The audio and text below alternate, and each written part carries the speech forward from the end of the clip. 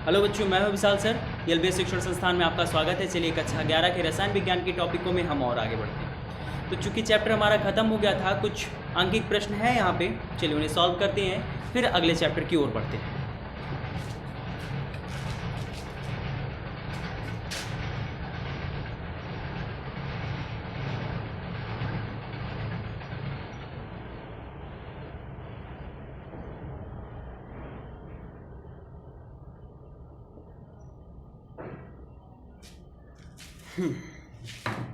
तो हमारा पहला प्रश्न हमसे ये कर रहा है कि एक तत्व का परमाणु क्रमांक 30 और द्रव्यमान संख्या 66 है। इसके परमाणु में कितने प्रोटॉन तथा न्यूट्रॉन होंगे। ठीक है, प्रश्न में हमसे ये कह रहा है कि एक तत्व का परमाणु क्रमांक 30 है और द्रव्यमान संख्या 66 है। इसके परमाणु में कितने प्रोटॉन तथा कितने न्यूट्रॉन होंगे। चलिए देखिए, सबसे पहले हमको दिया गया है परमाणु क्रमांक। तत्व का परमाणु क्रमांक, परमाणु क्रमांक बराबर दिया गया हमको 30। ठीक, और कह रहा है कि तथा द्रव्यमान संख्या 56 है। द्रव्यमान संख्या 56, ये दो मान हमको दिए गए। क्या पूछ रहा है? नाभिक में न्यूट्रॉन तथा प्रोटॉनों की संख्या। नाभिक में प्रोटॉन तथा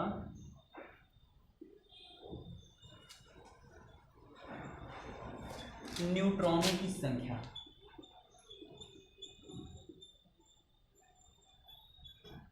ठीक, ये प्रश्न हमसे कर रहा है।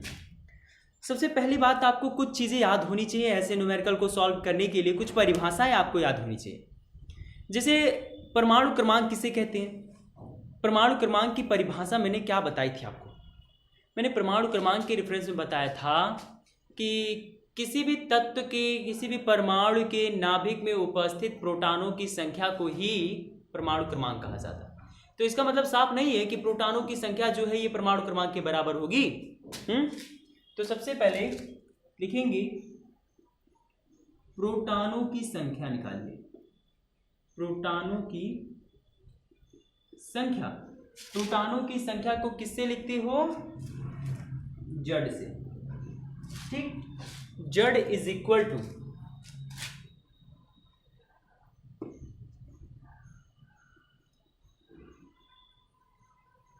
परमाणु क्रमांक को ऐसे रहना, परमाणु क्रमांक।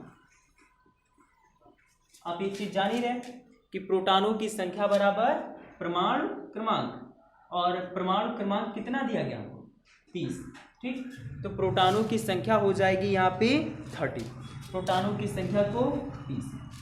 ठीक है, तो आपको अगर परिभाषा याद रहेगा कि प्रोटॉनों की संख्या को ही किसी तत्व का परमाणु क्रमांक कहते हैं, तो ये प्रश्न बिल्कुल भी आसान है, बिल्कुल भी कठिन नहीं है। आपसे वही पूछा कि प्रोटॉनों की संख्या निकालिए यदि परमाणु क्रमांक कितना हो, तो आप जान ही रहे हैं कि किसी भी तत्व में जो प्रोटॉनों की संख्या होती है वही उसका परमाणु क्रमांक होता है।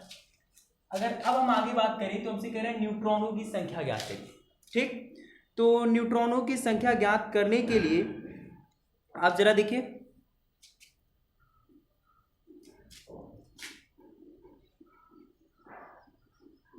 न्यूट्रॉनों की संख्या।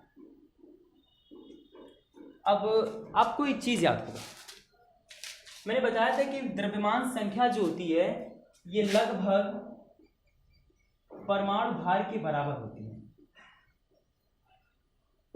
राइट, द्रव्यमान संख्या परमाणु भार के लगभग बराबर होती है। और परमाणु भार कहते किसे हैं? इसकी परिभाषा मैंने आपको क्या बताई थी कि किसी परमाणु के नाभिक में उपस्थित प्रोटॉनों तथा न्यूट्रॉनों की कुल संख्या को परमाणु भार कहते हैं। और परमाणु भार का जो मान होता है ये मान द्रव्यमान संख्या के बराबर होता है। तो इसका मतलब न्यूट्रॉनों की संख्या स्मॉल n बराबर, देखो परमाणु भार को आपको मैंने एक फॉर्मूला भी बताया था, A = Z + N।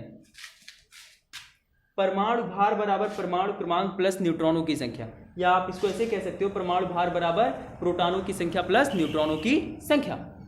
जरा देखिए, न्यूट्रॉनों की संख्या अगर आपको यहां से निकालनी है तो यहां से n को होल्ड करिए, z को पक्षांतर कर दीजिए, तो a - z नहीं हो जाएगा।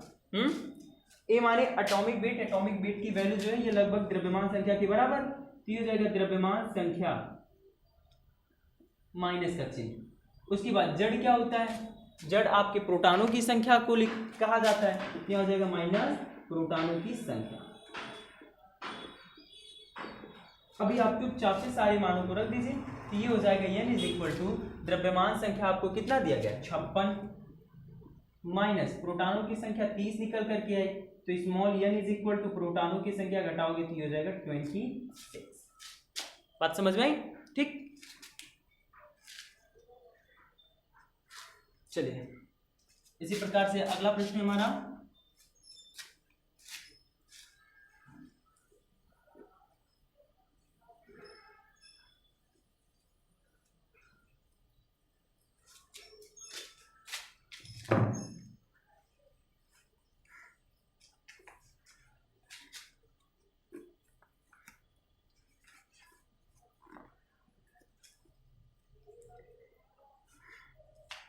चलिए अगला प्रश्न हमसे कह रहा है कि एक तत्व का इलेक्ट्रॉनिक विन्यास 2881 है। इस तत्व का परमाणु क्रमांक ज्ञात कीजिए। यदि इस तत्व का परमाणु भार 39 हो तो परमाणु के नाभिक में न्यूट्रॉनों की संख्या ज्ञात कीजिए। सबसे पहले जो हमको इलेक्ट्रॉनिक विन्यास दिया गया उसे आप लिख लो। देखिए, इलेक्ट्रॉनिक विन्यास हमको दिया गया है, तत्व का इलेक्ट्रॉनिक विन्यास, इलेक्ट्रॉनिक विन्यास ये हमको दिया गया है 2881, ठीक है। और कह रहा है कि इस तत्व का आप परमाणु क्रमांक ज्ञात कीजिए यदि परमाणु भार 39 हो। परमाणु भार भी दिया गया है, परमाणु भार यानी एटॉमिक वेट यानी कैपिटल A बराबर दिया गया 39। तो हमसे ज्ञात करने को कह रहा है कि परमाणु क्रमांक यानी जड़ और न्यूट्रॉनों की संख्या। परमाणु क्रमांक यानी जड़ और दूसरा प्रश्न कह रहा है न्यूट्रॉनों की संख्या। चलिए, न्यूट्रॉनों की संख्या का रिप्रेजेंटेशन स्मॉल n। अब सबसे जरूरी बात आप ये देखिए कि तत्व के जो इलेक्ट्रॉनिक विन्यास है, एक्चुअली ये जो इलेक्ट्रॉनिक विन्यास में ये लिखा होता है 2881, ये क्या रिप्रेजेंट करता है, क्या व्यक्त करता है? इलेक्ट्रॉनों की संख्या। सबसे पहले आप इस तत्व में इलेक्ट्रॉनों की संख्या ज्ञात कर लीजिए। तो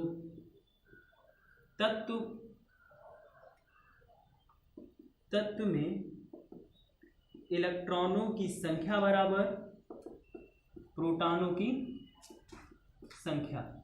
ये चीज आपको मालूम ही है कि किसी भी तत्व में उस तत्व का जो प्रोटॉनों की संख्या होती है उसी प्रोटॉनों की संख्या के बराबर भी उसमें इलेक्ट्रॉन पाए जाते हैं।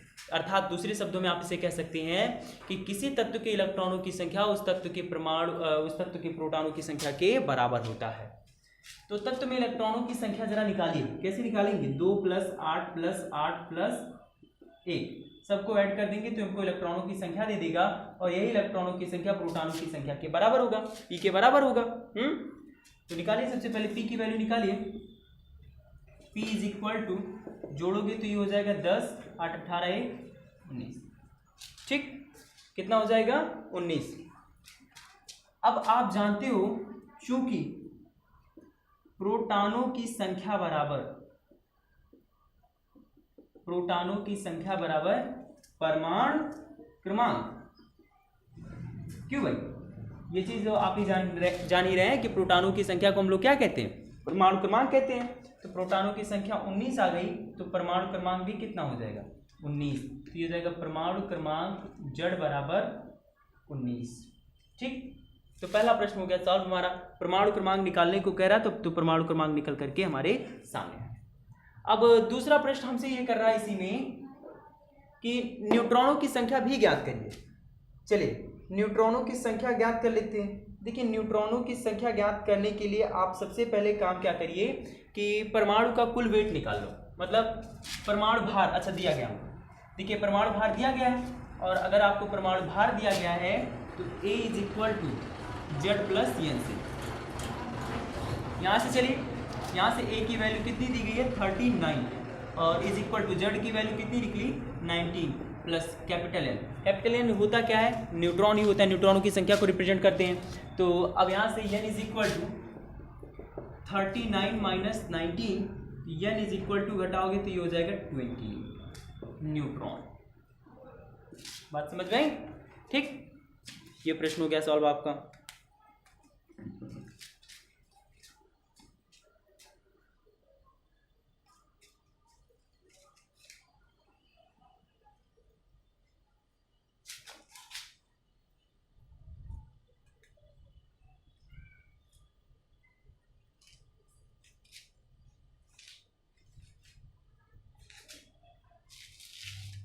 चलिए अगला प्रश्न कह रहा हमसे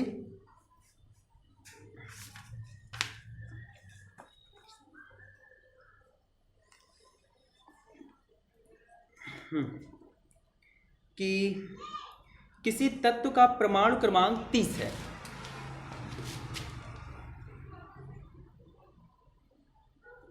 तत्व का परमाणु क्रमांक Z बराबर 30, और इस तत्व के धनायन पर 2 यूनिट आवेश है। ठीक है, धनायन में प्रोटॉनों और इलेक्ट्रॉनों की संख्या बताइए। चलिए देखें, हमसे ये कह रहा है कि एक तत्व है, तत्व का जो परमाणु क्रमांक है ये 30 है, और यदि इस तत्व के धनायन पर 2 यूनिट धनावेश है। ठीक, चलो देखो, धनायन पर आवेश बराबर 2 यूनिट यानी 2 इकाई। ठीक, तो 2 यूनिट का आवेश है, तो धनायन में प्रोटॉनों की संख्या और इलेक्ट्रॉनों की संख्या बताइए। चलिए देखिए, बात को यहाँ समझेंगे। यहाँ इसको कुछ सॉल्व वगैरह नहीं करना है, आप नॉर्मल तरीके से इसको लगा सकते हैं। थोड़ा सा आप अगर इनकी बातों को, कही गई बातों को समझ पाते हैं तो आपके लिए अच्छा ही होगा। जैसे धन आयन कोई भी पदार्थ तब बनता है, कोई भी वस्तु धन आयन तब बनता है जब वो इलेक्ट्रॉनों का परित्याग करता है। बात समझ में? तो धन आयन कोई कब बनता है, जब वो इलेक्ट्रॉन त्यागता है। और देखिए, जब इलेक्ट्रॉन त्याग देगा तभी वो धन आयन बनेगा। ठीक है, और आप जान रहे हैं कि पहले प्रश्न तो ये कर रहा है कि धनायन में प्रोटॉनों की संख्या।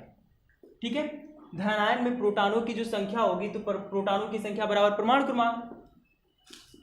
प्रोटॉनों की संख्या बराबर परमाणु क्रमांक Z। ठीक, ये हो गया। अब इसके बाद प्रोटॉनों की संख्या को P से अगर डिनोट कर दे तो P इज इक्वल टू परमाणु क्रमांक कितना है 30। तो धनायन में प्रोटॉनों की संख्या कितनी हुई 30 हो गई। लेकिन अगर इसमें आप देखें कि इलेक्ट्रॉनों की संख्या कितनी है, तो इलेक्ट्रॉनों की संख्या देखने के लिए आप जरा एक चीज देखेंगे